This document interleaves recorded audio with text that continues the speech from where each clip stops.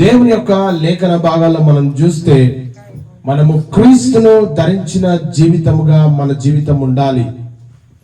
లేఖన భాగాల్లో మనము చూసినట్లయితే క్షుణ్ణంగా గడిచిన కొద్ది దినాలుగా క్రీస్తు మన కొరకు ఎందుకొరకు బలియాగంగా చేయబడ్డాడు. మరి అనేక శ్రమలలో మనం ధ్యానపూర్వకంగా మనం ముందుకు వెళ్తూ ఉంటున్నాం. క్రీస్తు యొక్క ఉద్దేశము, ఆయన వచ్చినటువంటి ప్రణాళిక, మన జీవితంలో ఏ స్థాయిలో దినదినం కూడా మనం వెళ్తున్నాం అనేది మనము దినదినం కూడా పరీక్షించుకోవాలి. ఎందు నిమిత్తం అంటే మన జీవితంలో ఆ యొక్క దిద్దకపోతే, మన జీవితాలు సరిగ్గా దిద్దబడకపోతే ఈ లోకంలోనే మన జీవితం ముగించిపోతుంది. అందుకొరకు కాదు క్రీస్తు మన కొరకు బలియాగంగా చేయబడింది, పంపబడింది, మన కొరకు ఈ భూమి మీద మరి అర్పించబడింది. ఎందుకొరకు అంటే మనమందరం కూడా ఆయనతో పాటు నిత్య రాజ్యానికి వెళ్ళాలన్న సంకల్పంతో మరి తండ్రి అయినటువంటి దేవుడు, కుమారుడు అయినటువంటి యేసు క్రీస్తును మనందరి నిమిత్తము ఆయన ఈ భూమి మీదకి పంపించేస్తూ మరి లోతైన వర్తమానాలను మనం వింటూ ఈ యొక్క శ్రమ కాలంలో మనము సిద్ధపడినట్లయితే మన భవిష్యత్ ఆశీర్వాదాలను భూమి మీద ఎవరు కూడా ఆపలేరు. ఎందుకంటే ఈ లోకంలో మరి దేవుని ప్రణాళిక మన జీవితాలలో అది ఫలీకృతం కాకుండా అపవాది అయినటువంటి సాతాను భయంకరంగా మానవుల జీవితాలతో ఆటలాడుతూ ఉంటాడు. కానీ మన ఉద్దేశము క్రీస్తులో ఎప్పుడైతే నిర్మించుకుంటామో, సఫలపరుచుకుంటామో అప్పుడు మన ఆశీర్వాదాలను ఈ భూమి మీద ఎవరు కూడా ఆపలేరు. మరి క్రీస్తులో మనం ఎప్పుడైతే ఒక ట్రాన్స్ఫార్మ్ చేయబడతామో మనకు దేవుని నుండి వచ్చినటువంటి ఆధిక్యత ఏంటంటే మనము కుమారులము, కుమార్తెలుగా అది పిలువబడుతుంది బైబిల్. ఎందుకంటే మరి అపోస్తలుడైనటువంటి పౌలు గలతీయులకు రాసినటువంటి పత్రిక 3వ అధ్యాయం 26వ వచనం నుంచి 27 వచనాల వరకు యేసుక్రీస్తునందు మీరందరూ విశ్వాసము వలన దేవుని కుమారులు, కుమార్తెలై ఉన్నారు. క్రీస్తులోనికి బాప్తిస్మము పొందిన మీరందరూ క్రీస్తును ధరించుకొని ఉన్నారు. లేఖన భాగంలో మనం చూస్తే ప్రియమైనటువంటి దేవుని సంగమా, ఈ లెంటన్ కాలంలో అనేది సిలువ వైపు నడిపించే ఒక ఆత్మీయమైనటువంటి ప్రయాణం. ఈ కాలంలో మన జీవితంతో, మన హృదయంతో కొన్ని విషయాలు పరిశీలన చేసుకోవాలి ప్రతిరోజు కూడా. ఎందుకొరకు అంటే మరి యేసుక్రీస్తు మరి ఈ ఉద్దేశము ఎందుకొరకు ఈ భూమికి రాబడి వచ్చి ఉన్నాడంటే ఇక్కడ వాక్యంలో అపోస్తలుడైనటువంటి పౌలు గారు చెప్తుంది ఏంటంటే విశ్వాసము వలన మనము దేవుని కుమారులము, కుమార్తెలమై ఉన్నాము. ఈ రోజు మనము చూసినట్లయితే చాలా మంది కూడా మరి పిల్లల పరిస్థితి అగమ్య గోచరంగా ఉంటుంది. కానీ మరి దేవుని వాక్యం ఏం చెప్తుందంటే మరి విశ్వాసము ద్వారా మనము దేవుని కుమారులం, కుమార్తెలము అయ్యున్నామని లేఖన భాగాలు చెప్తుంది. మరి ఎందుకంటే క్రీస్తు రక్తంలో ఎవరైతే కడగబడతారో, క్రీస్తు కొరకు ఎవరైతే జీవిస్తారో అట్టి ఆధిక్యత మరి ప్రభు అయినటువంటి యేసు క్రీస్తు ద్వారా మరి ఆ యొక్క స్థితి, మన పౌరస్థితి మనకు ఆ క్రీస్తు ద్వారా మనకు ఇవ్వబడింది. అయితే ఈ కాలంలో మనము మన జీవితాలను కొన్ని ప్రశ్నలు వేసుకుంటూ ప్రతిదినం కూడా మనం ముందుకు సాగినట్లయితే మరి దేవుని యొక్క సంకల్పంలోకి మనము రాబడతాం. ఏంటంటే ఒకటి, మన పాప స్థితి ఏ రీతిగా ఉంది, రెండోది క్రీస్తు చేసిన త్యాగము నీ జీవితంలో ఏ రీతిగా ఉంది, మూడోది క్రీస్తులో మన యొక్క కొత్త జీవితము ఏమైంది అనేది మనము ప్రతిరోజు కూడా మనము ధ్యానిస్తూ మరి ఆత్మీయంగా మన జీవితాలను కట్టుకుంటూ మనం ప్రతిరోజు కూడా మనం ముందుకు వెళ్ళాలి. ఎందుకంటే మన జీవితంలో యేసు క్రీస్తు చేసినటువంటి ఆ గొప్ప త్యాగము మన జీవితంలో ఎప్పుడు మరి పూర్తి స్థాయిలో ఇంప్లిమెంట్ అవుతుందంటే మన జీవితము క్రీస్తు మీద నిర్మించుకున్నప్పుడు, దేవుని వాక్యం మీద మనము నిర్మించబడ్డప్పుడు మాత్రమే అవన్నీ కూడా మన జీవితంలోకి వస్తాయి. కనుక మనం అనునిత్యం కూడా మనం పరీక్షించుకోవాల్సినటువంటి సమయంలో మనము వాక్యం చేత దిద్దబడుతూ ఉండాలి. మన పాప స్థితి ఏ రీతిగా ఉంది, క్రీస్తు చేసిన త్యాగము మన జీవితంలో ఏ రీతిగా ఉంది, క్రీస్తులో కొత్త జీవితం ఏ స్థాయికి మనము ఎదిగినాం అనేది కూడా అనునిత్యం కూడా మనం పరీక్షిస్తూ ప్రతిరోజు కూడా మనకు ముందుకు వెళ్ళాలి. ఎందుకంటే ఈ లోకంలో పాపవాది అనేటువంటి సాతాను భయంకరంగా మరి అనేకులను కూడా పాపము వైపు, లేకపోతే భ్రష్టత్వం వైపు, లేకపోతే వ్యసనాల వైపు, లేకపోతే చెడు వైపు మరి అనేకులు కూడా ప్రపంచంలో వెళ్తా ఉంటున్నారు. అయితే మరి ఇలాంటి ఆలోచనల చేత, ఇలాంటి పద్ధతుల చేత, ఇలాంటి యొక్క అలవాట్ల చేత, లేకపోతే ఇలాంటి యొక్క పాపము జీవితం ద్వారా మరి దేవుని నిత్యత్వానికి వెళ్తామంటే వెళ్ళలేం. మరి ఒకవేళ వెళ్ళాలి అని అంటే మనము దేవునిలో మన స్థితిని మనం ప్రతిరోజు కూడా పరీక్షించుకుంటూ మరి మనం ముందుకు రావాలి. ఎందుకంటే మరి యేసుక్రీస్తు మన కొరకు చనిపోయాడు, యేసుక్రీస్తు మన కొరకు పునరుత్థానుడైనాడు, యేసుక్రీస్తు మరలా మన కొరకు రానై ఉన్నాడు. అయితే మరి ఎవరి కొరకు యేసుక్రీస్తు వస్తాడంటే మరి సిద్ధపడినట్లయితే మనం సిద్ధపడి దేవుని వాక్యము ఏ రీతిగా మనకు బోధిస్తుందో ఆ వాక్యపు వెలుగులో మనము ప్రతినిత్యం కూడా వర్ధిల్లే రీతిగా మనం ఉన్నట్లయితే మరి దేవుని రాజ్యానికి మనం ఏ ఒక్క వ్యక్తి కూడా మరి నశించిపోకుండా ఉండడానికి క్రీస్తు మన కొరకు బలియాగంగా మరి చేయబడ్డాడు, పంపించబడ్డాడని మనం అనేక సార్లు మనం ధ్యానిస్తూ వస్తుంటున్నాం. అయితే యోబేలు గ్రంథంలో మనం చూసినట్లయితే 2వ అధ్యాయం 12 నుంచి 13 వరకు మనం చదివినట్లయితే ఇక్కడ వాక్యం యోబేలు గ్రంథము 2వ అధ్యాయం 12 నుంచి 13 వరకు మనం చదువుకుందాం. కన్నీరు విడిచుచు దుఃఖించుచు మనపూర్వకంగా తిరిగి నా యుద్ధకు రండి అని దేవుడు చెప్తా ఉంటున్నాడు. ఎందుకు దేవుని దగ్గరికి రావాలి అంటే మన జీవితంలో పాపం ఉంటే దేవుని ఉద్దేశాలు నెరవేర్చబడవు. దేవుని ఉద్దేశాలు, దేవుని సంకల్పం మన జీవితంలో నెరవేర్చబడాలి అంటే దేవుని దగ్గరికి మనం రావాలి అని లేఖన పూర్వకంగా లేఖనాలు చెప్తా ఉంటున్నాయి. దేవుని దగ్గరికి ఎప్పుడైతే వస్తాడో మరి మన దేవుని దగ్గరికి వచ్చినప్పుడు మన పాపాలు ఒప్పుకోవాలి. మన దేవుని దగ్గరికి వచ్చినప్పుడు మన పాప జీవితాన్ని విడిచిపెట్టి దేవునిలో ఒక ఆత్మీయమైనటువంటి స్థితిలోకి, దేవునిలో ఒక పరిశుద్ధమైనటువంటి స్థితిలోకి మనం మార్చబడాలి. ఇక్కడ 13వ వచనంలో చూస్తే మీ దేవుడైన యెహోవా కరుణావాత్సల్యము గల వాడును, శాంతమూర్తియు, అత్యంత కృపగల వాడునై ఉండి తాను చేయనుద్దేశించిన కీడును చేయక పశ్చాత్తాపపడును గనుక మీ వస్త్రములను కాక మీ హృదయములను చింపుకొని ఆయన తట్టు తిరుగుడి. ఈ రోజు చూసినట్లయితే ఇక్కడ ఏమన్నది ఇక్కడ వస్త్రములు కాక హృదయమును చింపుకోవాలంట. అంటే హృదయంలో ఏముంది అంటే మన జీవితంలో, మన హృదయంలో దేవుని వాక్యము చేత నింపబడాలి, దేవునిలో స్థిరపరచబడాలి. దేవుని యొక్క ఆత్మీయమైనటువంటి స్థితిలో మనం ప్రతిరోజు కూడా మరి సిద్ధపడుతూ వస్తుండాలి. మరి దేవుడు బయట ఆచారాలు మాత్రమే చూడడు, కానీ దేవుడు మన హృదయాన్ని చూస్తాడు. అసలు మన పరిస్థితి ఏ రీతిగా ఉంది అంటే మరి బైబిల్లో క్షుణ్ణంగా మనం చూసినట్లయితే రోమీయులకు రాసిన పత్రిక 3వ అధ్యాయం 23వ వచనంలో కనుక మనం చూస్తే మరి ఇక్కడ చెప్పబడినటువంటి మాట ఏంటంటే ఏ భేదము లేదు, అందరూ పాపము చేసి దేవుడు అనుగ్రహించు మహిమను పొందలేకపోతున్నారని చెప్తా ఉంది. కనుక మన జీవితంలో మహిమ కొరకు దేవుడు మనల్ని సృష్టించాడు. ఆది మానవులను దేవుడు సృష్టించినప్పుడు దేవుడు వారిని మహిమతో నింపాడు. ఆ మహిమ ఈరోజు సార్వత్రిక సంఘానికి ఎందుకు వస్తలేదంటే, ఆ మహిమ ఎందుకు మానవులు అనుభవిస్తలేరంటే, ఆ మహిమ ఎందుకు మనం పొందుకోలేకపోతున్నాం అంటే ఒకటి కారణం ఏంటంటే పాపము మనము దేవుని నుండి సపరేట్ చేసింది. ఆ పాపం మనలో ఉంటే, ఆ మలినం మనలో ఉంటే, ఆ చెడు మనలో ఉంటే, ఆ వ్యసనాలు మనలో ఉంటే, ఆ దుష్ట క్రియలు మనలో ఉంటే దేవునితో మన మనసు ఏకీభవించదు. కనుక మరి దేవునితో ఏకీభవించాలంటే క్రీస్తు రక్తంలో మనం కడగబడినటువంటి వ్యక్తులంగా ఉండాలి. అయితే క్రీస్తు రక్తంలో మనం కడగబడినటువంటి వ్యక్తులంగా ఉండాలి అంటే మనం మనపూర్వకంగా దేవుని యొద్దకు వచ్చి వారి యొక్క లెంటెన్ కాలంలో, ఈ యొక్క శ్రమ కాలంలో మన హృదయాలను ప్రతిరోజు కూడా మనం దేవునితో సరి చేసుకొని ఉండాలి. అసలు మనిషి పాపంలో పడిపోయిన తర్వాత ఏమవుతుందంటే దేవుని నుండి దూరమయ్యాడు.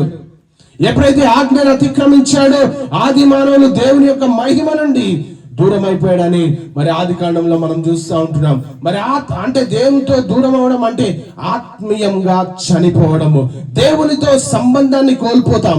ఎందుకంటే మనిషిని దేవుడు సృష్టించినప్పుడు ప్రతిరోజు కూడా దేవుడు వారితో సంభాషించేవాడు.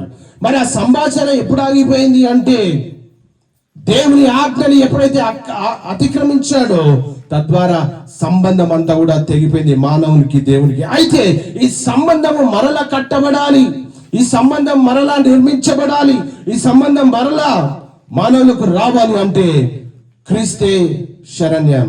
మన జీవితంలో క్రీస్తును కలిగి ఉంటే ఆ సంబంధము మరలా కట్టబడుతుంది. ఎట్లా కట్టబడుతుంది అంటే మన పాపాలన్నీ కూడా క్రీస్తు రక్తంలో కడగబడాలి. అందుకనే మన జీవితంలో మనం చూసినట్లయితే మరి వాక్యంలో అనేక రీతులుగా మరి క్రీస్తుని గురించి బైబిల్లో చెప్పబడుతున్నాయి. కనుక మరి ఇక్కడ వాక్యంలో మనం చూసినట్లయితే యెషయా గ్రంథం 59వ అధ్యాయం ఇక్కడ 2వ వచనంలో కనుక మనం చూసినట్లయితే ఇక్కడ మీ పాపములు ఆయన ముఖమును మరుగుపరచెను గనుక ఆయన ఆలకింపకున్నాడు. అంటే పాపముతో మనము దేవుని సన్నిధిలో ఉంటే, ఆ పాపపు స్వభావంతో మనం దేవునికి ప్రార్థిస్తే, ఆ పాపపు ఉద్దేశంతో మనం దేవుని సన్నిధిలో ఉంటే, చెడు వ్యసనాలతో, చెడు అలవాట్లతో, చెడు పద్ధతులతో మనం ఉంటే దేవుడు మన ప్రార్థనకు జవాబు అనుగ్రహించాడు. లేఖన భాగాలు స్పష్టంగా చెప్పబడుతున్నాయి ఏంటంటే మీ పాపములు ఆయన ముఖమునకు మీకు మరుగుపరచను కనుక ఆయన ఆలకింపక. అయితే ఏం చేయాలి మరి? దేవుడు మన ప్రార్థన ఆలకించకపోతే ఎవరు ఆలకిస్తారు? మనుషులు ఆలకిస్తారా? స్నేహితులు ఆలకిస్తారా? బంధువులు ఆలకిస్తారా? ఎవరు ఆలకిస్తారు అంటే ఒక వెసులుబాటు. ఎప్పుడైతే మనం ఆ ఉద్దేశంతో పాపం స్వభావంతో కలిగి ఉంటామో దేవుని దగ్గరికి రావాలి, దేవుని సన్నిధిలో ప్రార్థించాలి. ఏ సమస్యలు నీకు ఇబ్బంది పెట్టినా, ఏ పాపము నేను ఇబ్బంది పెట్టినా, ఏ రీతిగా నువ్వు ఉన్నా నీ పాపపు జీవితాన్ని దేవుని సన్నిధికి నువ్వు ఎప్పుడైతే వచ్చి దేవుని సన్నిధిలో నువ్వు మొరపెడతావో అప్పుడు దేవుడు పాపాలన్నీ కూడా కడుగుతాడు. అందుకనే లేఖన భాగాలు చెప్తుంది ఏంటంటే మీ పాపములు ఆయన ముఖమునకు మీకు మరుగుపరచను కనుక ఆయన ఆలకింపబడి ఉన్నాడు. అంటే ఇక్కడ చూస్తే ఇంకొంచెం పైకి పోతే ఇక్కడ ఏమని రాయబడిందంటే ఆయన చెవులు మీ దోషములు మీకును మీ దేవునికి అడ్డముగా వచ్చానంట. ఏంటంట? దోషములు. బైబిల్లో రాయబడినటువంటి మాట ఏంటంటే దోషము అంటే, దోషం అంటే ఏంటి? పాపము. ఇంకా దోషం అంటే ఏంటి? చెడు. ఇంకా దోషం ఎప్పుడైతే మనం కలిగి ఉంటామో దేవుడు ముఖానికి విముఖుడమైపోతాం. అయితే బైబిల్ స్పష్టంగా చెప్తుంది ఏంటంటే ఏ భేదం లేదు, అందరూ పాపము చేసి దేవుడు అనుగ్రహించి మహిమను పొందలేక. అందుకొరకేనా దేవుడు మరణించింది, సమాధి చేయబడింది. ఎందుకొరకు దేవుడు ప్రాణాలు అర్పించాడు? ఎందుకొరకు క్రీస్తు చనిపోయాడు? ఎందుకొరకు క్రీస్తు పునరుత్థానుడైనాడు? ఎందుకొరకు క్రీస్తు కల్వరి సిలువలో భయంకరమైనటువంటి శ్రమలు భరించాడంటే 53లో అక్కడ చెప్పబడిందంటే మన దోషములను బట్టి నలుగగొట్టబడ్డాడు, మన అతిక్రమ క్రియలను బట్టి అతడు గాయపరచబడ్డాడు, మనకు రావాల్సినటువంటి శిక్ష అతని మీద పడింది. ప్రియ దేవుని సంగమా, ఎందుకు దేవుడు శిక్ష అనుభవించాడంటే మానవులు చేసేటువంటి పాపము, మానవులు చేసే దోషాలు, మానవులు చేసే చెడు క్రియలు ఎప్పుడైతే మానవులను ప్రభావితం చేస్తాయో దేవుని మహిమ నుండి మనము దూరం అవుతాం. అయితే దేవుని మహిమ నుండి మనం దూరం అయితే మరి ఎవరు వెళ్తారు నిత్య రాజ్యానికి అంటే పాపము స్వభావంతో, చెడు స్వభావంతో మనం ఉంటే ఎవ్వరు కూడా వెళ్ళరు. అందుకనే క్రీస్తు మన కొరకు పంపబడ్డాడు. క్రీస్తు రక్తంలో ఎవరైతే కడగబడతారో, దేవునిలో ఎవరైతే మరి విమోచించబడతారో, క్రీస్తుని పోలి ఎవరైతే జీవిస్తారో, అంతం వరకు ఎవరైతే సహిస్తారో వారు మాత్రమే రక్షించబడతారు. దేవుని రక్తంలో నువ్వు కడగబడి పరిశుద్ధపరచబడి నీతి కొరకు నువ్వు జీవిస్తే దేవుని యొక్క త్యాగము నీ జీవితంలో ఫలీకృతం అవుతుంది. కానీ దేవుడు మనలను ప్రేమించాడు. దేవుని మహాప్రేమ మన జీవితంలో అభివృద్ధి కావాలి ప్రతిరోజు కూడా. ఎందుకంటే బైబిల్లో చెప్తుంది ఏంటంటే యోహాను 3:16లో దేవుడు లోకం ఎంతో ప్రేమించాడు, దేవుడు లోకాన్ని ప్రేమించాడు కాబట్టి ఏ ఒక్క వ్యక్తి కూడా నశించిపోవడం ఆయనకి ఇష్టం లేదు. కాగా తన అద్వితీయ కుమారునిగా పుట్టిన వాని యందు విశ్వాసముంచు ప్రతివాడు నశింపక, ఏంటంట విశ్వాసం, క్రీస్తు యందు ఎవరైతే విశ్వాసం కలిగి జీవిస్తారో వారందరూ కూడా నశింపక నిత్య జీవం. ఒకవేళ నశిస్తే నువ్వు ఎక్కడికి వెళ్ళాలి? ఒకవేళ నశిస్తే నువ్వు ఎక్కడికి పోవాలి? నశిస్తే నీ ఆత్మ ఎక్కడికి పోవాలి? నీ శరీరం ఎక్కడికి పోవాలి? అందుకనే విశ్వాసముంచు ప్రతి వాడును నశింపక నిత్య జీవము పొందినట్లు క్రీస్తు మన కొరకు పంపబడ్డాడు. ఎందుకొరకు పంపబడ్డాడు క్రీస్తు అంటే? పక్కవారితో చెప్పండి, నువ్వు రక్షించబడి నిత్య జీవం వెళ్ళడానికే. ఈరోజు ఎక్కడుంది మన ఆత్మీయ స్థితి? క్రీస్తు నీ కొరకు పంపబడితే, క్రీస్తు నీ కొరకు మరి పరమును విడిచి భూమి మీదకి వస్తే, క్రీస్తు మన కొరకు బలియాగంగా చేయబడితే, క్రీస్తు మన కొరకు ఈ భూమి మీద పుడితే, క్రీస్తు మన కొరకు శిల్వ త్యాగం చేస్తే, క్రీస్తు మన కొరకు మరి మరణించి సమాధి చేయబడి పునరుత్థానుడు అయితే, ఈరోజు క్రీస్తు పేరు చెప్పుకుంటున్నటువంటి మన ఆత్మీయ స్థితి ఎక్కడుంది దేవునిలో? క్రీస్తు ఈ లోకానికి వచ్చిన కారణం మనము దేవుని కుటుంబంలోకి తీసుకురావడానికి. క్రీస్తు ఎందుకు వచ్చాడు భూమి మీదకి అంటే నిన్ను, నన్ను, మనందరినీ కూడా దేవుని కుటుంబంలోకి తీసుకెళ్ళడానికి ఆయన పరము నుండి మన కొరకు దిగి వచ్చాడు. ఎవరు దేవుని కుమారులు అంటే విశ్వాసము చేత క్రీస్తుని ఎవరైతే అంగీకరిస్తారో వారు దేవుని కుమారులు. అందుకనే గలతీలకు రాసిన పత్రిక 3:26 ఏమని చెప్తుందంటే, యేసు క్రీస్తునందు మీరందరూ విశ్వాసం వల్ల దేవుని కుమారులైన ఉన్నారని ఇది లేఖన భాగాలు చెప్పి, ఇది గొప్ప సత్యం. ఈ సత్యము మనకు ప్రకటించబడాలి. మనము దేవుని కుమారులు అయ్యే కారణం ఏంటి అంటే జాతి కాదు, మంచి పనులు కాదు, మతాచారం కాదు. ఏంటి అసలు కారణం అంటే విశ్వాసం, విధేయత. క్రీస్తునందు ఎవరైతే విశ్వసిస్తారో వారందరూ కూడా దేవుని కుమారులు. నువ్వు దేవుని యందు విశ్వసిస్తున్నావా? క్రీస్తు రక్తంలో కడగబడినవా? ఒకసారి నిన్ను నువ్వు పరీక్షించుకోవాలి. అంతేకాకుండా యోహాను సువార్త 1:12 ఏమని చెప్తుందంటే, ఇక్కడ తన్ను ఎందరు అంగీకరించిరో వారందరికీ అనగా తన నామమునందు విశ్వాసముంచిన వారికి దేవుని పిల్లలగుటకు ఆయన అధికారము అనుగ్రహించినట. ఎందుకొరకు చెప్పండి? ఎందుకొరకు వచ్చిండు? తన్ను ఎందరు అంగీకరించారు వారికి అందరికీ. ఎంతమంది అంగీకరించారు దేవుని? యేసుక్రీస్తుని ఎంతమంది అంగీకరించారు? తను ఎందరు అంగీకరించారో వారందరికీ, అనగా తన నామమందు విశ్వాసం ఉంచిన వారికి దేవుని పిల్లలు అగుటకు ఆయన అధికారం అనుగ్రహించాడు. ఈ క్రీస్తు రక్తము మనల్ని నిబంధనలోకి తీసుకొచ్చింది. ఈరోజు సొంత తల్లిదండ్రులే మా కుమారులను దూరం అయిపోతున్నారు, ఫ్యామిలీస్ అన్ని కూడా విడిపోతున్నాయి. కానీ మన కొరకు ఆయన బలియాగంగా చేసి ఆయన రక్తము ద్వారా మనందరినీ కూడా దేవుని పిల్లలగుటకు, విశ్వాసం వచ్చిన వారందరూ దేవుని పిల్లలగుటకు ఆయన అధికారము అనుగ్రహించను. ఈ రాత్రికాల సమయంలో నేను నిన్ను అడుగుతున్న ప్రశ్న, నీ ఆత్మీయ స్థితిలో దేవునిలో నీ ఆత్మీయ స్థితి కట్టబడుతుందా? లేకపోతే లోకాన్ని వెంబడిస్తున్నావా? లేకపోతే లోకాచారాలను వెంబడిస్తున్నావా? లేకపోతే లోకాచారాలను వెంబడిస్తూ లోకంలోనే కలిసిపోతున్నావా? ఒకవేళ ఈ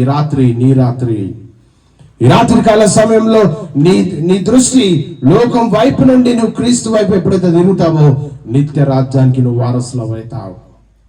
అందుకనే ఏ భేదం లేదు, అందరూ పాపం. ఏ ఒక్కరు కూడా మంచి మనిషి లేడు భూమి మీద. ఏ ఒక్క వ్యక్తి కూడా పరిశుద్ధుడు లేడు. ప్రతి ఒక్కరు కూడా పాపం చేసి దేవుడు అనుగ్రహించి మహిమ నుండి దూరం అవుతారు. కాబట్టి కావాల్సింది ఏంటి మనకు అంటే క్రీస్తు కావాలి. క్రీస్తు లేకుండా మన జీవితంలో ఎన్ని కలిగి ఉన్నా అదంతా కూడా వ్యర్థమే. నీ జీవితము ఈరోజు క్రీస్తును చూపెట్టాలి ప్రపంచానికి. నీ జీవితమే ఒక సువార్తగా మార్చబడాలి. నీ జీవితమే ఒక ఎగ్జాంపుల్ లైఫ్ గా మరి ప్రపంచానికి మరి చూపెట్టాలి. నీ జీవితమే ఒక సువార్త. ఎప్పుడు అవుతుందంటే మనం క్రీస్తు కొరకు పరిశుద్ధులగుటకు మరి పిలబడినాం కనుక ఆ పరిశుద్ధత కలిగి మనము జీవించినప్పుడు మరి ఒక సువార్తగా మన జీవితము మార్చబడుతుంది. ఈరోజు ఆ యొక్క రిలేషన్షిప్ లోకి, తండ్రితో సహవాసంలోకి క్రీస్తు రక్తం మనల్ని తీసుకొచ్చింది. మనం అనుకుంటాం ఏదో చర్చి నమ్ముకున్నాను, చర్చికి పోతున్నా, లేకపోతే ప్రార్థన చేసుకుంటున్నా, లేకపోతే ఇంకేదో చేస్తున్నాను అనుకుంటాం. కానీ నీ ఐడెంటిటీ దేవునిలో ఏంటో తెలుసా? దేవుని కుమారుడు, కుమార్తె. అది దేవుడు మనకిచ్చినటువంటి బిరుదు. అదే రోమీయులకు రాసిన పత్రిక 8వ అధ్యాయం 15వ వచనంలో కనుక మనం చూసినట్లయితే, ఏలయనగా మరలా భయపడుటకు మీరు దాస్యపు ఆత్మను పొందలేదు గాని దత్తపుత్ర ఆత్మను పొందితిరి. ఆ ఆత్మ కలిగిన వారమై మనము అబ్బా తండ్రి అని మొరపెట్టుచున్నాం. అంటే తండ్రితోటి డైరెక్ట్ గా పిలిచే స్థాయి క్రీస్తు రక్తము మనకు లభించింది. క్రీస్తు రక్తం ద్వారా ఆ అర్హత మనకు లభించింది. క్రీస్తు రక్తము ద్వారా డైరెక్ట్ గా తండ్రికి ప్రార్థన చేసే ధన్యత ఈరోజు సార్వత్రిక సంఘానికి ఆ దేవుడు ఇచ్చాడు. ఇది గొప్ప ఆశీర్వాదం. ఇప్పటి నుండి దేవుడు మన న్యాయాధిపతి మాత్రమే కాదు, మన తండ్రి. దేవుని పిల్లల గౌరవం. ఈరోజు ఒకవేళ మళ్ళా మనం పాపము నిర్లక్ష్యం చేస్తే మన జీవితంలో క్రీస్తు ప్రేమ తొలగిపోతుంది. పాపాన్ని నిర్లక్ష్యం చేయకుండా క్రీస్తు కొరకు ఒక ఉద్దేశం కలిగి, నీ జీవితం పట్ల ఏ ఉద్దేశం అయితే క్రీస్తు కలిగి ఉన్నాడు, నీ జీవితం పట్ల ఏ ఉద్దేశం అయితే క్రీస్తు కలిగి మరి ఉన్నాడు, ఆ ఉద్దేశం కొరకు నువ్వు భూమి మీద బ్రతకాలి. ఆయన రక్తంలో కడిగబడిన బిడ్డలు ఎంతమంది అందరం కూడా చేతులు ఎత్తుతాం. కానీ క్రీస్తు కొరకు ఒక సాక్షి బిడ్డగా మనం జీవిస్తున్నామా? ఎందుకంటే డైరెక్ట్ యాక్సెస్, డైరెక్ట్ సంబంధం క్రీస్తు ద్వారా మనకు ఇవ్వబడింది. అది దేవుని పిల్లల గౌరవం. అందుకనే క్రీస్తు ఏం చేస్తున్నట్టే మనకు 1 యోహాను 3వ అధ్యాయం 1వ వచనంలో చూస్తే ఇక్కడ రాయబడినటువంటి ఏంటంటే దేవుని పిల్లలకి ఇచ్చినటువంటి గౌరవము ఏంటంటే మనము దేవుని పిల్లలమని పిలువబడినట్లు తండ్రి మనకెట్టి ప్రేమను అనుగ్రహించను. చూడండి, మనము దేవుని పిల్లలమే. ఈ హేతు చేత లోకం మనలను ఎరుగదు, ఏలైనగా అది ఆయనను ఎరగలేదు. ఈ గౌరవం మనకు క్రీస్తు ద్వారా లభించింది. కానీ ఇది ఒక బాధ్యత కూడా. ఎందుకు బాధ్యత అంటే, దేవుని పిల్లలు ఎట్లా జీవించాలి అంటే దేవుని పోలి జీవించాలి. దేవుని పిల్లలు ఎలా జీవించాలి? క్రీస్తుని పోలి జీవించాలి. క్రీస్తు ఏ రీతిగా జీవిస్తున్నాడు అంటే, క్రీస్తులో మనం చూడాల్సింది ఏంటి? క్రీస్తులో మనం ఎగ్జామిన్ చేయాల్సింది ఏంటి? క్రీస్తు గురించి ఎందుకు మనం మాట్లాడుకోవాలంటే, క్రీస్తుని కనుక నువ్వు పోలి జీవిస్తే క్రీస్తులో ఏముంది అంటే, క్రీస్తులో పాపము లేదు నెంబర్ 1, క్రీస్తులో అన్యాయము లేదు నెంబర్ 2, క్రీస్తులో అయోగ్యత లేదు, క్రీస్తులో అసత్యము లేదు, క్రీస్తులో యథార్థత కలిగి జీవించాడు. క్రీస్తు పరిశుద్ధమైనటువంటి జీవితాన్ని కలిగి జీవించాడు. క్రీస్తు ఒక నమ్మకత్వాన్ని భూమి మీద ప్రపంచానికి చూపించాడు. ఆయన రక్తంలో కడగబడినటువంటి వ్యక్తులంగా మనం ఉంటే, క్రీస్తును కలిగి మనము ఈ భూమికి ప్రపంచానికి చూపెట్టాలి. అపోజిట్ అయినటువంటి పౌలు చూపించాడు ప్రపంచానికి క్రీస్తు ఏ రీతిగా ఉండో. ఈరోజు మనం ఎందుకు చూపెట్టాం? క్రీస్తు ద్వారా దేవుడు మనకి ఇచ్చినటువంటి ఆ భాగ్యము, గౌరవం ఏంటంటే, దేవుని పిల్లలమని పిలువబడినట్లు తండ్రి మనకెట్టి ప్రేమ అనుగ్రహించును. చూడుడి, మనము దేవుని పిల్లలమే. ఈ గౌరవం మనకు క్రీస్తు ద్వారా వచ్చింది. కానీ ఇది ఒక బాధ్యత కూడా. ఎందుకు బాధ్యత?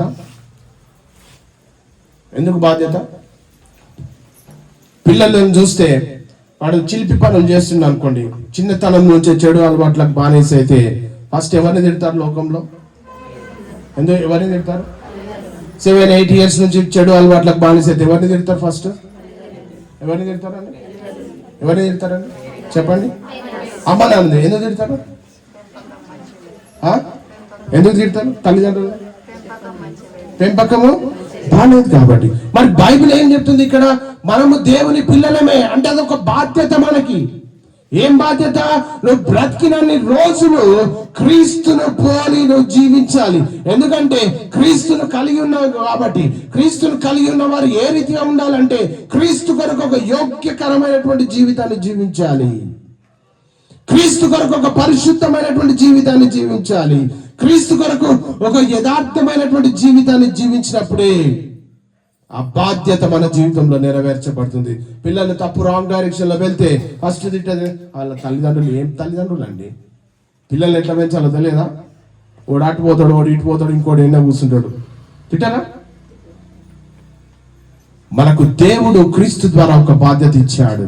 ఆ బాధ్యత ఏంటంటే క్రీస్తు కొరకు భూమి మీద యథార్థమైనటువంటి జీవితము జీవించాలి. చాలా మంది చూస్తుంటాం, తల్లిదండ్రులు సరిగా లేకపోతే పిల్లలంతా కూడా రాంగ్ డైరెక్షన్ లో వెళ్ళిపోతారు. ఎందుకు వెళ్ళిపోతారు? రూట్ కాజ్ ఏంటి? తల్లిదండ్రుల జీవన విధానం. ఈరోజు క్రీస్తు మనకు ఒక బాధ్యత ఇచ్చాడు.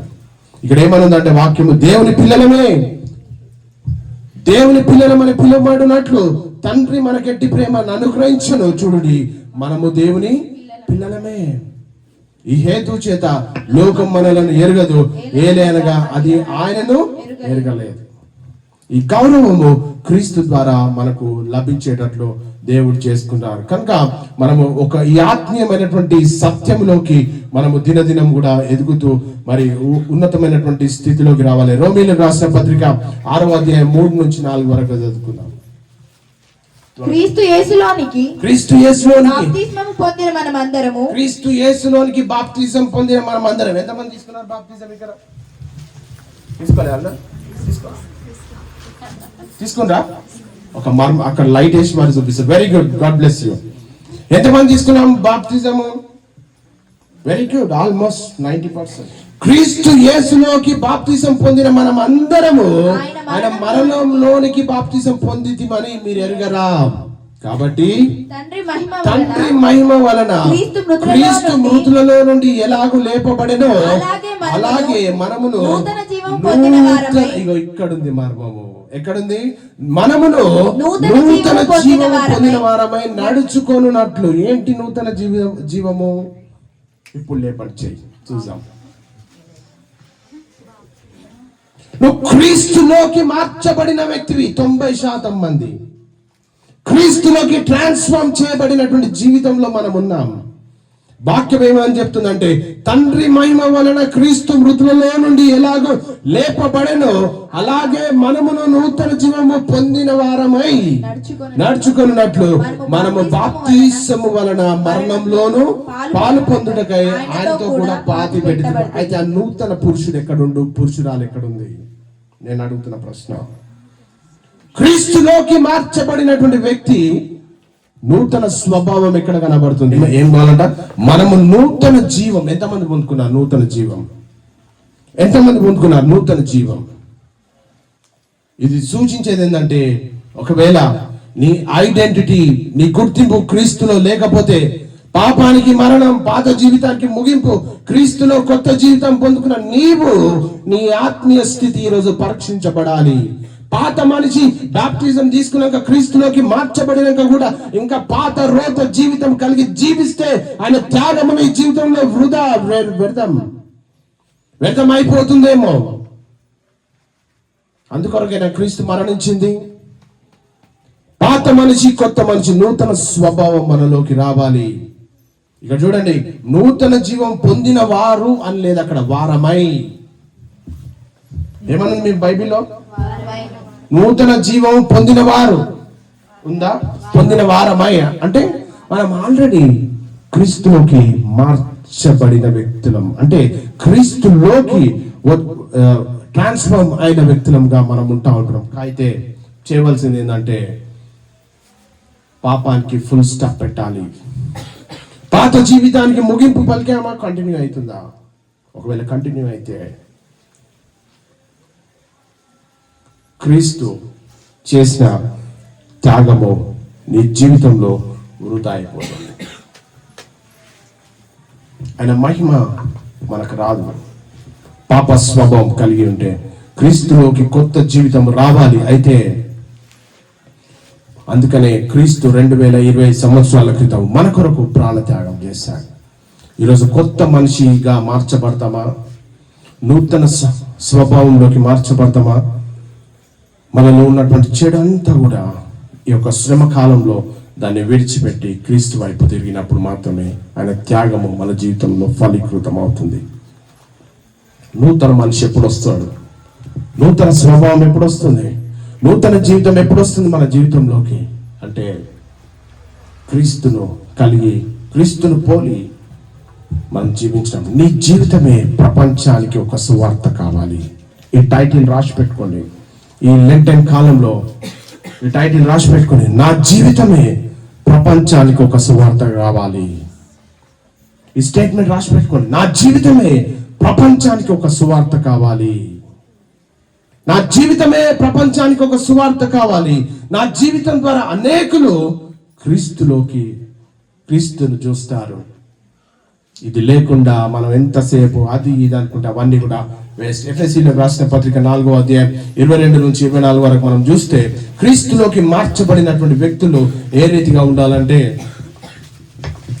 క్రీస్తులోకి ట్రాన్స్ఫార్మ్ కావున మునుపటి ప్రవర్తన విషయంలోనైతే మోసకరమైన దురాశ వలన చెడిపోవు మీ ప్రాచీన స్వభావమును వదులుకొని ఏందంట? మోసకరమైనటువంటి దురాశ వలన చెడిపో మీ ప్రాచీన స్వభావమును వదులుకొని మీ చిత్తవృత్తి యందు నూతనపరచబడిన వారై నీతియు యథార్థమైన భక్తియు గలవారై. ఏందంట? నీతియు యథార్థమైన భక్తి గలవారై దేవుని పోలికగా సృష్టింపబడిన నవీన స్వభావమును ధరించుకొనవలెను. ఏం చేయాలి మనము? నీతియు యథార్థమైన భక్తి గలవారై. ఈ రెండు మాటల గురించి మనం ఆలోచన చేస్తాం ఈ రాత్రి కాల సమయంలో.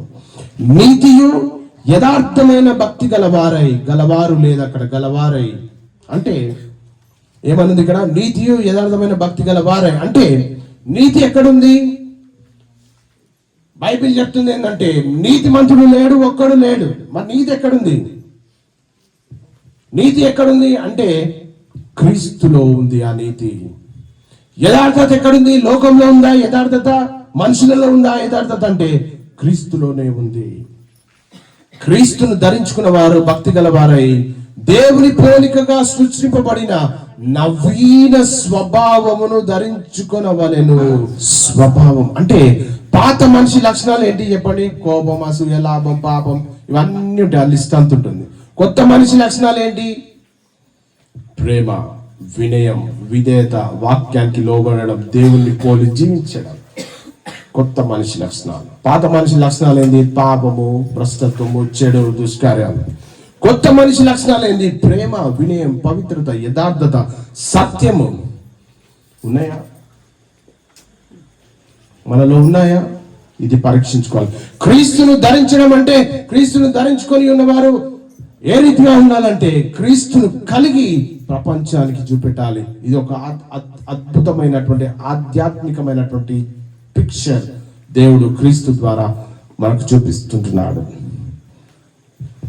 వస్త్రము ఒక మనిషి గుర్తింపుని చూపిస్తుంది, కానీ బైబిల్ ఏం చెప్తుందో చూడండి. ఇక్కడ 13వ అధ్యాయం 14వ వచనం, రోమీయులకు రాసిన పత్రిక 13-14 వచనం. మెట్టుకు ప్రభు అయిన యేసుక్రీస్తును ధరించుకున్న వారై శరీరేచ్ఛలను నెరవేర్చుకొనుటకు శరీర విషయమై ఆలోచన చేసుకొనకుడి. ఏంటంట? మెట్టుకు ప్రభువైన యేసుక్రీస్తును ధరించుకొనిన వారై శరీరేచ్ఛలను నెరవేర్చుకొనుటకు శరీరము విషయమై. భూమి మీద మనుషులు దేని నెరవేరుస్తున్నారండి? దేవుని దృష్టి ఎక్కడ ఉంటుంది? శరీరం మీద ఉంటుందా? ఎక్కడ మీద ఉంటుంది? ఎక్కడ ఉంటుంది? ఆత్మ మీద ఉంటుంది. వాక్యం అదే చెప్తుంది. మెట్టుకు ప్రభు అయిన యేసుక్రీస్తును ధరించుకొనిన వారై శరీరేచ్ఛలను నెరవేర్చుకొనుటకు శరీర విషయమై ఆలోచన చేయకూడదు. మనం ఏం చేస్తాం? అనునిత్యం కూడా శరీరం గురించి ఆలోచిస్తాం. అంటే ఈ టైంకి ఇది చేయాలి, ఆ టైంకి అది చేయాలి, ఈ డబ్బులు సంపాదించుకోవాలి, అది చేసుకోవాలి, బట్టలు కొనుక్కోవాలి, అన్ని చేస్తూ ఉంటాం. అంటే మన జీవితము క్రీస్తును ప్రతిబింబించాలి. క్రీస్తును ప్రతిబింబించాలి. క్రీస్తు స్వభావాన్ని ప్రపంచానికి మనం చూపెట్టాలి. క్రీస్తు స్వభావం ప్రపంచానికి చూపెట్టాలంటే ఇదే గలతీయులకు రాసిన పత్రిక 5వ అధ్యాయం 2 నుంచి 23 వరకు చూస్తే ఆత్మ ఫలం ఏమనగా ప్రేమ, సంతోషం, సమాధానం, దీర్ఘశాంతం, దయాళత్వం, మంచితనం, విశ్వాసం, సాత్వికం, ఆశా నిగ్రహం. ఇట్టి వాటికి విరోధమైన నియమం ఏదియో లేదు. ఇవి క్రీస్తు స్వభావం. ఈ యొక్క శ్రమ కాలంలో మనము వీటిలోకి మనం మార్చబడాలి. ఇవి ఈ లెంటెన్ కాలంలో మనము మనలను అడుక్కోవాల్సినటువంటి ప్రశ్న, ఈ లక్షణాలు నా జీవితంలో ఉన్నాయా? అడిగారా ప్రశ్న? అడగండి ఒకసారి. ఈ లక్షణాలు నా జీవితంలో ఉన్నాయా?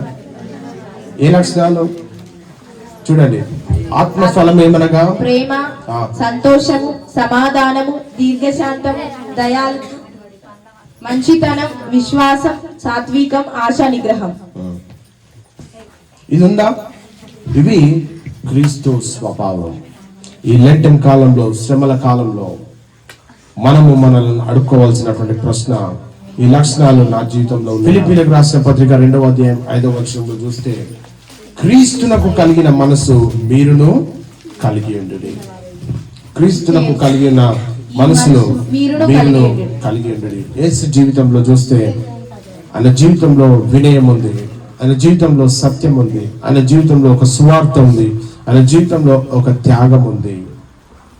ఈరోజు దేని కొరకు మన మనసును కలిగి ఉన్నాం? శరీరేచ్ఛలను నెరవేర్చడానికి మనం జీవిస్తున్నామా భూమి మీద? శరీర క్రియలను నెరవేర్చడానికి మనం జీవిస్తున్నామా ఈ భూమి మీద? ఒకవేళ అయితే జీవిస్తున్నామా అని అంటే క్రీస్తు మనలో జీవించాడు. ఎందుకంటే క్రీస్తు యేసును కలిగిన ఈ మనసును మనం కలిగి ఉండాలి. ఆయన మరణించింది మనల్ని నిత్య జీవానికి తీసుకెళ్ళడానికి. ఆయన మరణించింది, సమాధి చేయబడింది మనల్ని నిత్య రాజ్యానికి తీసుకెళ్ళడానికి. ఏ భేదం లేదు, అందరు పాపం చేశారు. ఏ ఒక్క వ్యక్తి కూడా నేను రైట్ పర్సన్ అనడానికి వీల్లేదు. బైబిల్ ప్రకారం అందరు తప్పిపోయారు, గొర్రెల వలె తప్పిపోయారు.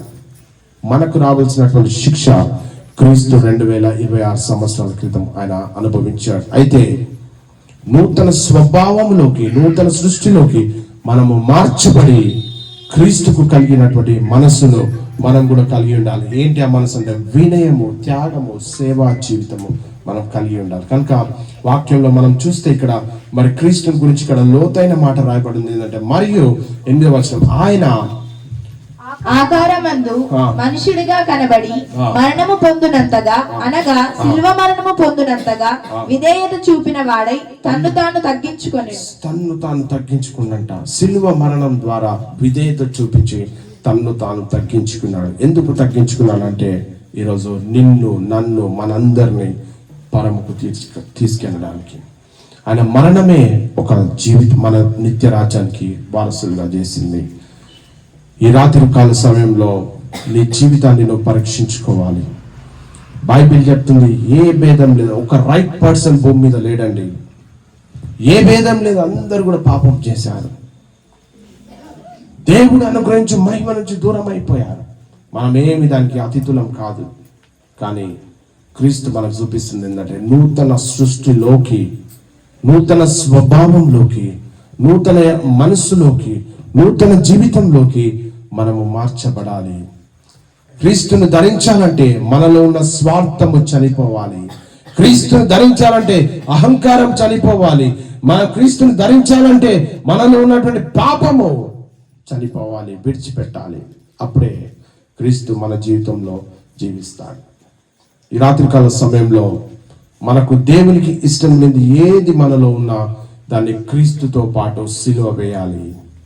ఎప్పుడైతే మనలో క్రీస్తుకు వ్యతిరేకమైంది మనలో ఏదున్నా దాన్ని తీసుకెళ్లి క్రీస్తుకు సిలువ వేయాలి. అప్పుడే నీ జీవితము ఒక సువార్తగా మార్చబడుతుంది. అదే 2వ అధ్యాయం 20వ వచనంలో కనుక మనం చూస్తే ఇక్కడ ఏమని రాయబడిందంటే, నేను క్రీస్తుతో కూడా సిలువ వేయబడి ఉన్నానని అపోస్తలుడైనటువంటి పౌలు చెప్తుంటాడు. అంటే ఆయనలో ఉన్నటువంటి చెడంతా కూడా తీసేసుకొని క్రీస్తులో ఉన్నటువంటి స్వభావములోకి ఆయన మార్చబడ్డాడు, నూతన సృష్టిగా చేయబడ్డాడు. తద్వారా ప్రపంచానికి క్రీస్తును పరిచయం చేయాలి.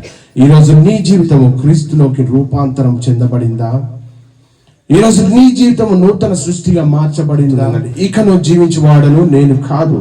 ఈరోజు మనము క్రీస్తులోకి వస్తే నూతన సృష్టి. ఈరోజు నీ పేరు, ఈరోజు మన జీవితంలో, ఈరోజు మన జీవితంలో మనం పేరే మార్చుకోవాలని చూస్తాం, కానీ మన జీవితంలో క్రీస్తు కనబడాలి బయటికి.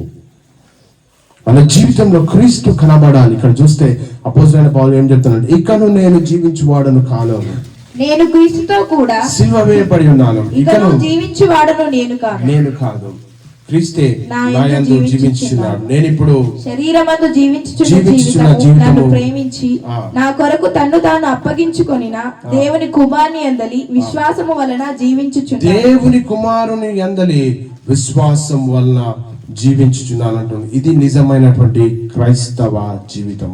మన జీవితంలో మన మాటలు మార్చబడాలి, మన జీవితంలో మన స్వభావం మార్చబడాలి, మన జీవితంలో మన ఆలోచనలు మార్చబడాలి, మన జీవితంలో అద్భుత కార్యాలు చూపబడాలి బయట ప్రపంచానికి. అన్నిటిలో క్రీస్తే కనబడాలి. అప్పుడు నిత్య మహిమ మనకు ఇవ్వబడుతుంది. ఇవేవి లేకుండా నేను క్రీస్తు మనిషిని, క్రీస్తు కొరకు నేను జీవిస్తున్నా అంటే అవన్నీ కూడా వ్యర్థమే. ఈ లెంటెన్ కాలంలో, ఈ శ్రమ కాలంలో మనకు పిలిపిస్తుంది ఏంటంటే పశ్చాత్తాపడాలి క్రీస్తులో. ఒకవేళ మనకు దేవునికి విరుద్ధంగా మనం బ్రతున్నామేమో, పశ్చాత్తాపడి క్రీస్తు యొద్దకు రావాలని ఆయన కోరుతుంటారు. మన హృదయాన్ని పరిశీలన చేసుకోవాలి. దేవునికి విరుద్ధమైంది మనలో హృదయంలో ఉందా, లేకపోతే నూతన పురుషుడు నూతన స్త్రీ మన హృదయంలో కనబడుతున్నాడా?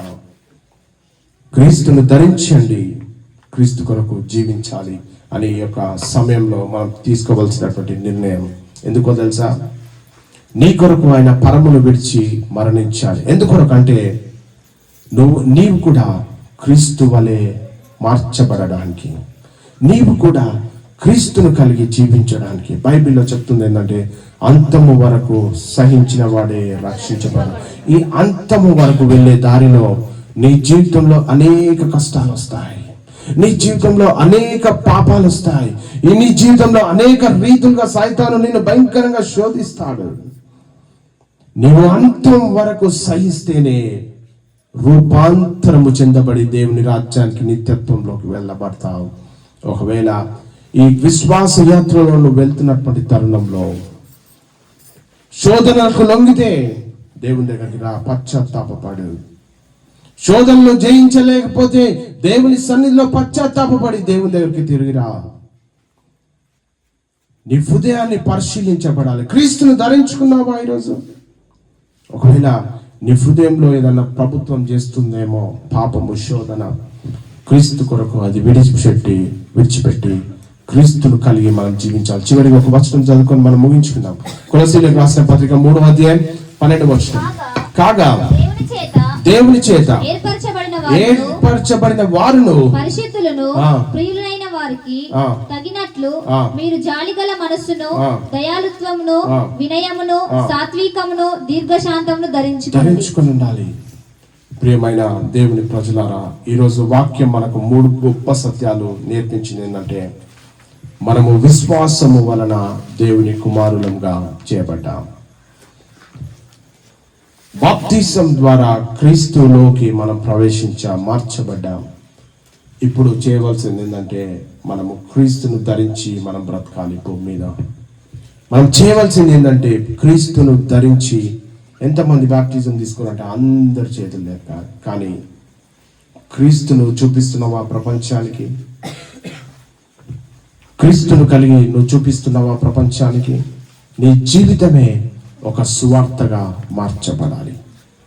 రోడ్డు మీద నడుచుకుంటూ వెళ్తుంటే దేవుని బిడ్డ ఈమె, ఇతను అని చెప్పాలి. ఎప్పుడంటే నువ్వు నూతన సృష్టి, నూతన స్వభావంలోకి మార్చబడినప్పుడు. ఈ రాత్రికాల సమయంలో నీ జీవితంలో క్రీస్తును చూపిస్తామా ప్రపంచానికి? అందరం 2 నిమిషాలు కళ్ళు మూసుకొని తలలు వంచి మనల్ని మనం పరిశీలన చేసుకుందాం. లోకం మనల్ని చూసి చెప్పాలి, ఇతనిలో క్రీస్తు కనిపిస్తున్నాడని. ఇప్పటి వరకు నీ జీవితంలో అనేక సంవత్సరాలు క్రైస్తవ జీవితం గడిచిపోయిందేమో. ఇప్పటి వరకు నీ జీవితంలో అనేక పాపాలు గడిచిపోతున్నాయేమో. లోకం మనల్ని చూసి చెప్పాలి, ఇతనిలో క్రీస్తు కనిపిస్తున్నాడు. ఎప్పుడు కనిపిస్తాడు క్రీస్తు అంటే పాపాన్ని విడిచి క్రీస్తు వైపు ఒక దైవికమైనటువంటి పద్ధతిలో కళ్ళు మూసుకొని దేవుని సన్నిధిలో మనము ఒక నిర్ణయం తీసుకోవాలి దేవుల్లో. ఎందుకంటే క్రీస్తులోకి మనము మార్చబడిన, క్రీస్తులోకి మనము నూతన సృష్టిగా చేయబడ్డాం. విశ్వాసం వల్ల మనము దేవుని కుమారులు అని వాక్యం చెప్తుంది. బాప్తిసం ద్వారా క్రీస్తులోకి ప్రవేశించాం. ఇప్పుడు మనము క్రీస్తును ధరించాలి అని వాక్యం. లోకం మనం చూసి చెప్పాలి ఏంటంటే ఇతనిలో క్రీస్తు కనిపిస్తున్నాడు. ఈ రాత్రికాల సమయంలో ఒకవేళ నిన్ను ప్రభావితం చేసే శోధన ఏదైనా ఉందేమో, నిన్ను ప్రభావితం చేసే చెడు ఉందేమో, నిన్ను ప్రభావితం చేసే చెడు వ్యసనాలు ఉన్నాయేమో, నిన్ను ప్రభావితం చేసే చెడు ఆలోచనలు ఉన్నాయేమో, నిన్ను ప్రభావితం చేసే క్రీస్తు వ్యతిరేకత ఉందేమో, ఈ రాత్రికాల సమయంలో ఆయన మన కొరకు మరణించాడు. ఆయన ఏ దోషము చేయలేదు, ఏ పాపము చేయలేదు, ఆయనలో అన్యాయం ఏమీ కూడా లేదు. కానీ మనము మన పక్షాన ఆయన మరణించాడు, మన పక్షాన ఆయన సిలువ వేయబడ్డాడు. నీ జీవితం ఎక్కడికి వెళ్తుంది? నువ్వు క్రీస్తును అనుసరించాల్సినటువంటి సమయం కూడా ఇటు అటు చూడకుండా ఒక దైవికమైనటువంటి పద్ధతిలో నీ పక్క వారితో నీకు అవసరం లేదు, నీ హృదయము దేవుని హృదయంతో తాకాలి. రాత్రికాల సమయంలో దేవునిలో ఒక నూతన సృష్టిగా నువ్వు చేయబడ్డావు. అయ్యా నా హృదయాన్ని తాకవా అని ప్రార్థించు. ఈరోజు అనేక శ్రమలు అనుభవించావేమో, నా అనేవారు నిన్ను వెలివేశారేమో, అనేకులు నిన్ను తృణీకరించారేమో. ఈ రాత్రికాల సమయంలో దేవుడు చెప్తున్న మాట ఏంటంటే, మీరందరూ విశ్వాసం వలన దేవుని కుమారులు కుమార్తెలై ఉన్నారు. ఈ మాట ప్రపంచంలో సొంత బంధువులు రక్త సంబంధులే చెప్పరండి, కానీ క్రీస్తు చెప్తున్నాడు విశ్వాసము వలన దేవుని కుమారులు కుమార్తెలై ఉన్నారు. మనం చేయవలసింది ఒకటే, మనము బ్రతికినన్ని రోజులు క్రీస్తును ధరించుకొని మనం బ్రతకాలి అని ఆయన కోరుకుంటున్నాడు. అందరం కూడా దైవికమైన పద్ధతిని హృదయాంతరంగంలో నుండి దేవుని సన్నిధిలో ప్రార్థిస్తాం. నీ జీవితం ఎక్కడికి వెళ్తుంది? నీవు క్రీస్తు వెలుగులో నడుస్తున్నావా లేక చీకటిలో జీవిస్తున్నావా? ఈ ప్రశ్నలను మనల్ని మనం అడుక్కోవాలి. ఎందుకంటే ఈ యొక్క మంచి సమయంలో మనం జీవిస్తుంటున్నాం. ఈ యొక్క లెంటెన్ కాలంలో, ఈ యొక్క శ్రమ కాలంలో మన జీవితాలను మార్చుకొని, మన హృదయాలను సరిదిద్దుకొని, మరి పాపానికి దూరమై పాత జీవితానికి ముగింపు పెట్టి క్రీస్తులో కొత్త జీవితాన్ని ప్రారంభించాలి. ఎందుకంటే మన ప్రాచీన స్వభావాన్ని వదులుకోమని బైబిల్ చెప్తా ఉంది. నీతియు యథార్థమైన భక్తి గల వారై దేవుని పోలికగా సృష్టింపబడిన నవీన స్వభావాన్ని ధరించుకోవాలని మనం నేర్చుకున్నాం. ఆ నవీన స్వభావంలో మనం క్రీస్తు కొరకు ఒక ఆత్మీయమైనటువంటి స్థితిలో మనం ఉండాలి. ఇది ఒక ఆత్మీయమైనటువంటి చిత్రం. వస్త్రం ఒక మనిషి గుర్తింపును చూపిస్తుంది, కానీ బైబిల్ ఆత్మను, దేవుని హృదయాన్ని చూపిస్తుంది. యేసుక్రీస్తును ధరించుకొనిన వారై శరీరేచ్ఛలను నెరవేర్చుకొనుటకు శరీర విషయంలో ఆలోచన చేసుకొనుడి అని వాక్యం చెప్తుంది. కనుక మన జీవితంలో క్రీస్తు ప్రతిబింబించాలి, క్రీస్తు స్వభావం బయటికి కనిపించాలి. ఈ యొక్క శ్రమ కాలంలో మనల్ని మనం అడగాలి, నా జీవితంలో క్రీస్తు లక్షణాలు ఉన్నాయా? క్రీస్తు ఆలోచనలు ఉన్నాయా? ఈరోజు క్రీస్తును ధరించాలంటే మన జీవితంలో స్వార్థము చనిపోవాలి, మన జీవితంలో అహంకారం చనిపోవాలి, మన జీవితంలో పాపము విడిచిపెట్టాలి. అప్పుడే క్రీస్తు మనలో జీవిస్తాడు. ఈ రాత్రికాల సమయంలో నిజమైనటువంటి క్రైస్తవ జీవితం ఏంటంటే, మన జీవితంలో మన మాటలు మార్చబడాలి, ఆలోచనలు మార్చబడాలి, కార్యాలు మార్చబడాలి, అన్నిటిలో క్రీస్తు కనిపించాలి. ఈ శ్రమ కాలం మనకు పిలుపునిస్తుంది ఏంటంటే, పశ్చాత్తాపపడాలి, హృదయాన్ని పరిశీలించుకోవాలి, క్రీస్తును ధరించుకోవాలి. ప్రియమైన దేవుని సంగమా, ఈరోజు వాక్యము మనకు 3 గొప్ప సత్యాలను చెప్పింది. ఏంటంటే, విశ్వాసము వలన మనము దేవుని కుమారులము కుమార్తెలము. ఆయన బాప్తిస్వం ద్వారా క్రీస్తులోకి మనం ప్రవేశించాము. ఇప్పుడు మనము క్రీస్తును ధరించి ప్రపంచానికి క్రీస్తును చూపించాలి.